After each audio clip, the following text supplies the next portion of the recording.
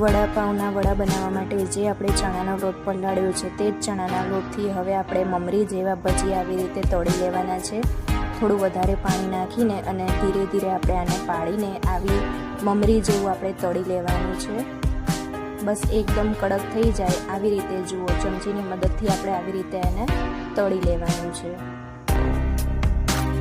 તો ચાલો મિત્રો, વડાપાઉંની હવે આપણે લીલી ચટણી બનાવીશું। તો જુઓ, મેં મીઠો લીમડો લીધો છે, કોથમીર, મરચાં, આદુ અને થોડું લસણ એવી રીતે મિક્સ કરીને અને આપણે બનાવીશું લીલી ચટણી। અને મેં એમાં સહેજ લીંબુ પણ નીચોવ્યું છે અને જુઓ થોડું પાણી રેડીને હવે આપણે એને ક્રશ કરી લેવાનું છે। થોડું મીઠું નાખીને પછી આપણે બંધ કરીને એને ક્રશ કરી લઈશું। તો જુઓ, આપણી સરસ મજાની વડાપાઉંની લીલી ચટણી બનીને તૈયાર થઈ ગઈ છે કોથમીર મરચાંની। જુઓ મિત્રો, હવે આપણે જે તળીને મમરી બનાવી હતી એ હવે આપણે મિક્સરમાં લઈ લઈશું। અને જુઓ, આ મમરી નાખી દીધી છે મેં આની અંદર અને બધી જ મમરીને હવે આપણે શું કરવાનું છે, મિક્સ કરી લેવાની છે, ક્રશ કરી લેવાની છે। એમાં મેં થોડું મીઠું નાખ્યું છે।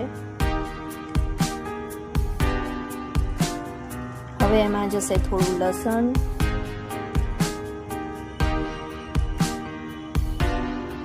જુઓ હવે આપણે એમાં લાલ મરચું એડ કરી દઈશું।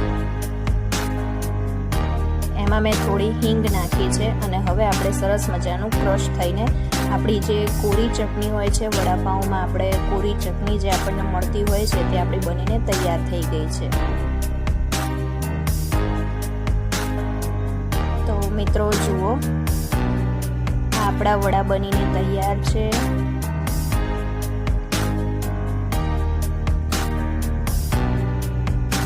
અને સાથે સાથે આપણી આ વડાપાઉંની કોરી ચટણી અને તેની સાથે આપણે બનાવી દીધી છે લીલી ચટણી।